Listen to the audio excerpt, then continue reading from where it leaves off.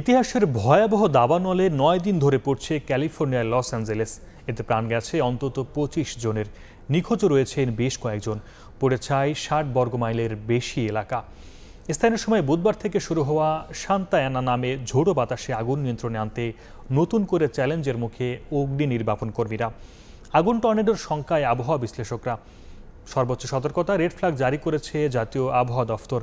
যুক্তরাষ্ট্রের Los Angeles থেকে লস্কর আল মামুনের রিপোর্ট।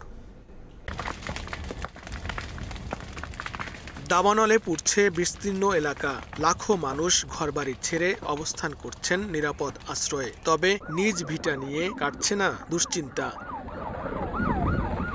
লস অ্যাঞ্জেলেসে দাবানল শুরু হয় ৭ জানুয়ারি। পরে তা ছড়িয়ে পড়ে বিভিন্ন এলাকায়। এর মধ্যে ছোট বড় প্রায় ১২টি অগ্নিকাণ্ডের ঘটনা ঘটে। আগুনে অভিজাত এলাকা হিসেবে পরিচিত প্যাসিফিক প্যালিসেডসের বাসিন্দাদের প্রায় ৫,৫০০ বাড়িঘর ও স্থাপনা ধ্বংস হয়েছে। প্যালিসেডসের ৪০ কিলোমিটার পূর্বে আল্টাডেনা এলাকায় ইটন ফায়ার পুড়িয়েছে প্রায় আরও ৫,০০০-এরও বেশি স্থাপনা। এই দুই এলাকার আগুন এখনও নিয়ন্ত্রণে আনা সম্ভব হয়নি।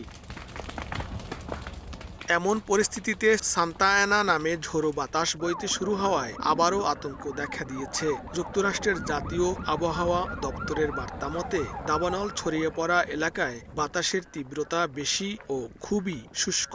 এই দুই মিলে সৃষ্টি হয়েছে বিপজ্জনক পরিস্থিতি। এতে দেখা দিতে পারে নতুন দাবানল। আবহাওয়াবিদরা বলছেন, বর্তমান চরম ভাবাপন্ন আবহাওয়ায় আগুন টর্নেডো সৃষ্টির আশঙ্কা রয়েছে।